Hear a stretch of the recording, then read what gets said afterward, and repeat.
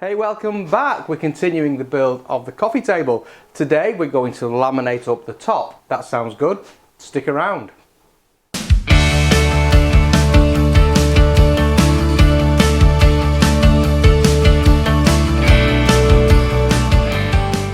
Hey and welcome to the Woodgrafter.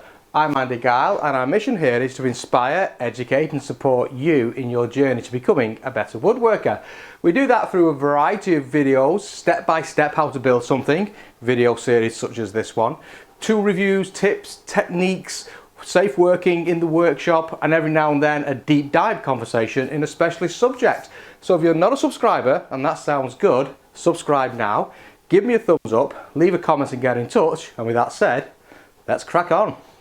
So this is our stock and I've loosely laid it out, not the final position, just loosely laid it out to see what I have got here.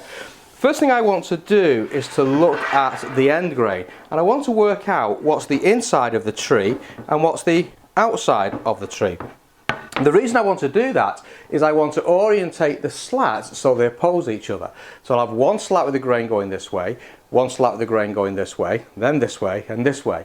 And that just gives more stability in the final product, that orientation of the grain. So job one is obviously saying, where is the grain? So if you look at this piece of stock, you can clearly see that the grain is doing this at the end of the material. So therefore, that must be the inside of the tree, the centre of the tree before this was cut, and that would be the outside of the tree. So for each of these pieces, I just want to go through and simply mark inside and outside on this stock. Now by doing that, I can quickly see that that's been the inside of the tree. And if this one here was the outside of the tree, I know I've got the correct grain orientation in the final top without having to continually look at the end of the grain. Doesn't matter if you don't do this, I just find it's easier because I can visualize the tabletop and I know my grain is correct. That's everything now marked up and I now know what the inside is and the outside is, so I can orientate it inside, outside, and so on. The next thing I want to do is to work out the grain direction, and for that I'm going to look at the edge of the board. Now this piece of wood has the grain direction running in this direction. So on this side of the board, that's the grain direction, and on this side of the board, that's the grain direction.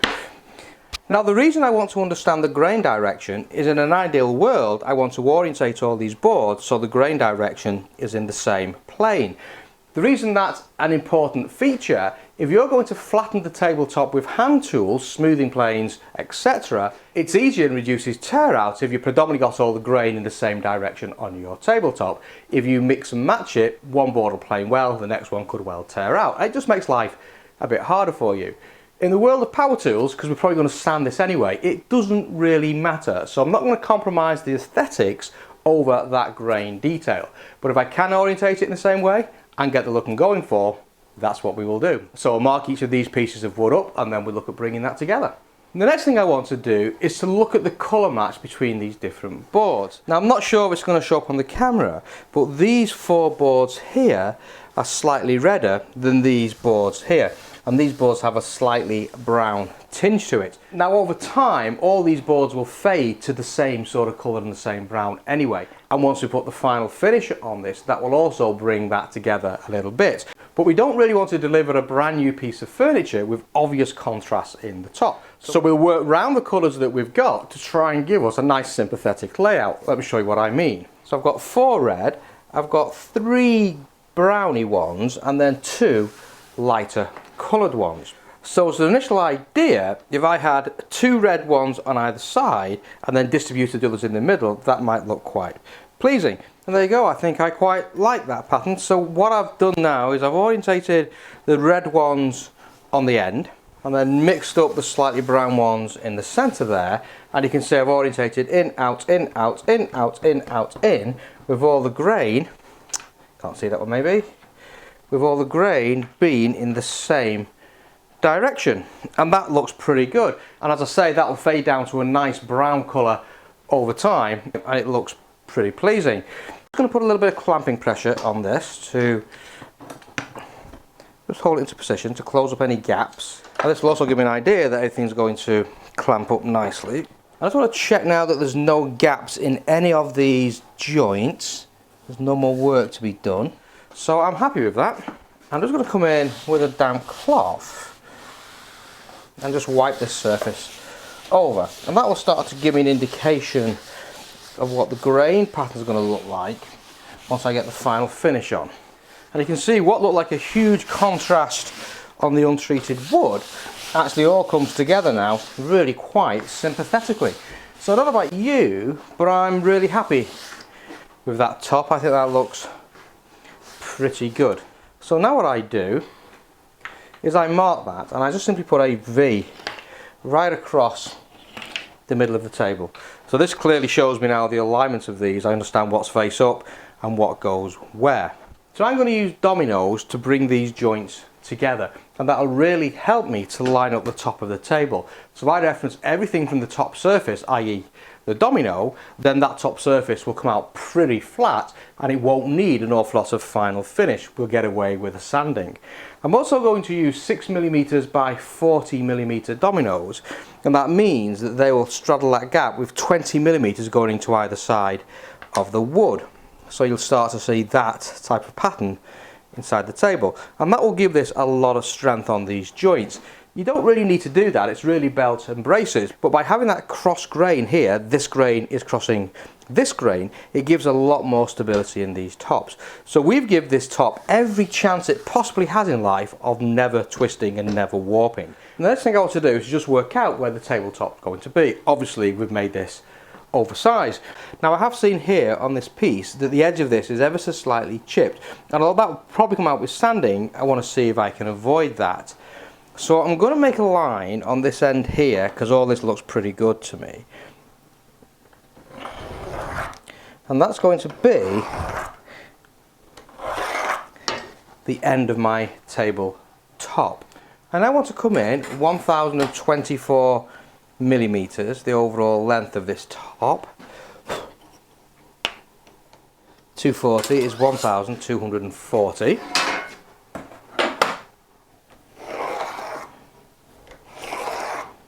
So I now know where my tabletop's going to be. I want to find the centre point now between those two lines. So we know it's 1240, so half of 1240 is around 620. So we'll make a mark 620 and we'll just double check our maths. Yep, bang on.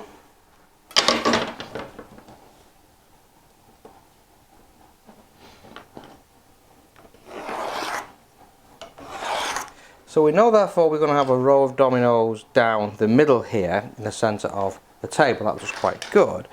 And just eyeing these up, 4 probably feels about right across the table top, like that. Don't want to go too close to this end, so I'll make this one in round about 50, which will be there. Dunk. And then I'll just eyeball these two. So that one is 190, that one's 190, 200 seems good. So we'll make that one 200, and then we'll make this one 200, yeah, 170. Perfect. This isn't critical, the layout of this, they're never going to be seen. So it's just purely to give us a little bit of strength. Then the final thing is I just want to mark where I'm not going to domino, so there's no domino there, there, there, there, there, there, and there. And equally, there's no domino there, there, there, there, there, there, or there. So I now know where I'm going to put my dominoes. I know the layout of my material. I understand the top and how it all goes together. So now it's simply a matter of putting the dominoes in place. I've set the domino up, it's got a 6mm cutter inside it. I've set it for a 25mm stock. This is about 28.5mm, so that's near enough for what we're doing. I've got the cut set for a close cut, and I'll do all the centres on a close cut, and then I will come back and I will do all the other cuts using a slightly wider one. I've got a 20mm depth of cut set, and that's because we're using 40mm dominoes, so 20mm in either side. With that done, it's now simply a matter of making this cut.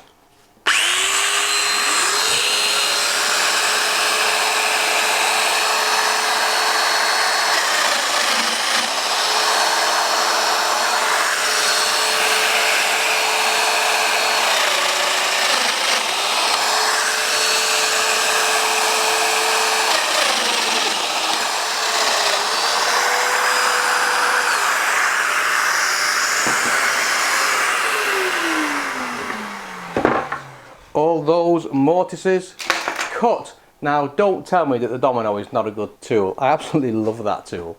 However, if you've not got the domino, don't panic. You can do a similar thing with biscuit joints, considerably cheaper, and that will also give the alignment. It won't give us that strength that I'm going to get from the domino, but it's a good way of aligning it. And of course, you don't need to put anything between your joints. When I made the hand tool table, there was nothing holding those laminations together, just pure alignment and clamping skills. So you don't have to do this, it just makes things a lot easier and a lot quicker down the line. And hey, I've got the tool, so why not use it? Now I'm pretty much ready for the glue up, but before I do the glue up, I just want to lay these out one more time to make sure everything's okay. Now I've got this stock lined up so it's facing away from me. And what I mean by that, when I pull it towards me, the face is up and it's orientated correctly. Pull it towards me, the face is up and it's orientated correctly. So the technique I'm going to use, I will start with this one and I'll put glue across here and glue in the domino holes. I will then add the dominoes to this piece and the glue, pull it towards me, and then I can bring those together. And I'm always working in that way with the dominoes on this piece, and it just makes it easier to maneuver. So that's the technique that we are going to use.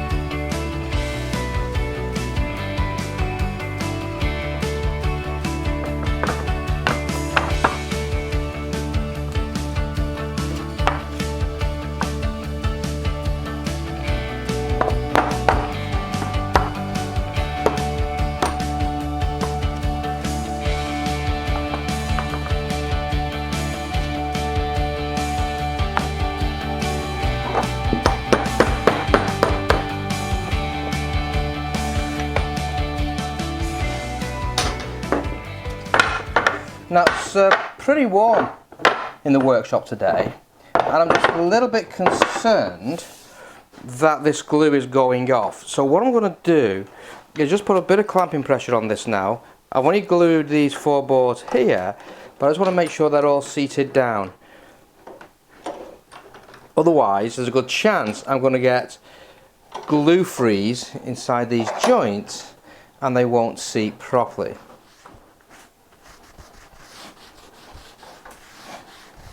So you never have to panic really when you're doing a glue up. I know it's tempting to, but just take your time, nice and steady, and if you do get to the point where you are concerned like I was then about glue freeze up and the joint's not coming together properly, a little bit of clamping pressure. At the end of the day, if it's taking too long and you're really not comfortable, then stop. Do the first 5 panels, clamp them together, let that go off, come back, do the next, and so on and so forth. And that way you can build up quite a wide panel and not have to worry too much about that glue going off. I don't want to put too much pressure on this just yet, because I also want to get some top clamping pressure on this, but I do want to just pinch it up a little bit. And just with that little bit of clamping pressure on, that is it. We're pretty good to go. Now when you're clamping a panel like this, you never want to put clamping pressure just on one side. You want to alternate the clamps. Clamp at the bottom, clamp at the top, clamp at the bottom, clamp at the top. And if you do that, you're going to get even pressure throughout the panel. If you do it the other way, just clamp on one side, you're putting tension on the bottom of the joint, and the joint has a tendency to just spring open. Now the dominoes will actually stop that happening. However, we'll still use good practice, and we will clamp top to bottom alternatively.